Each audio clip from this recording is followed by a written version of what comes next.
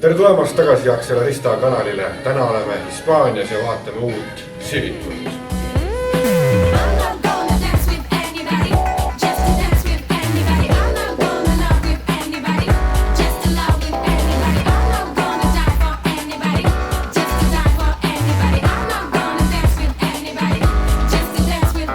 Niisiis, meile esitleti Honda 11. generatsiooni Civicut E-HEV. Meile näidati kahte mudelit, Sport ja Advance. Honda peamine sõnum on muidugi nagu ka kõigil teistel minna roheliseks. Ja peainsener rääkis meile siis autost lähemalt, et näiteks seda on 33 mm pikemaks tehtud, ehk siis ei midagi uut seoses kujuga.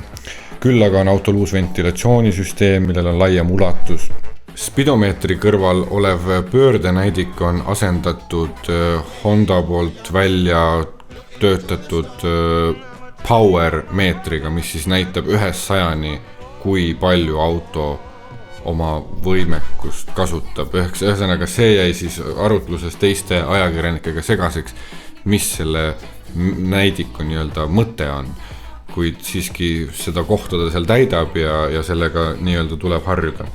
Enne oli 3 mootori valikut, seekord saad ainult 1 mootori vahel valida, ehk siis valikut ei ole. Tegemist on 2-liitrise hübriidmootoriga. Huvitav selle mootori puhul on see, et sa eeldaksid, et ikkagi käigud on, kuid sellel mootoril ei ole käike ega käigukasti. Käiguvahetused on simuleeritud ja ka mootori heli tuleb nii-öelda kõlaritest. Mis veel on huvitav, et kapott on tehtud alumiiniumist ja pagasiluuk on EPO komposiidist. Üldiselt oli auto kena välimuselt, sõidukogemus oli meeldiv, ta oli kiire.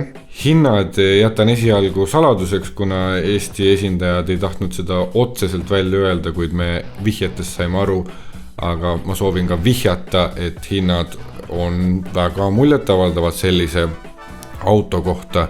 Oli meeldiv kogemus Madridis, uus Honda on nähtud, uus Civic on nähtud ja ei jõua ära oodata, millal see Eesti turule trügib.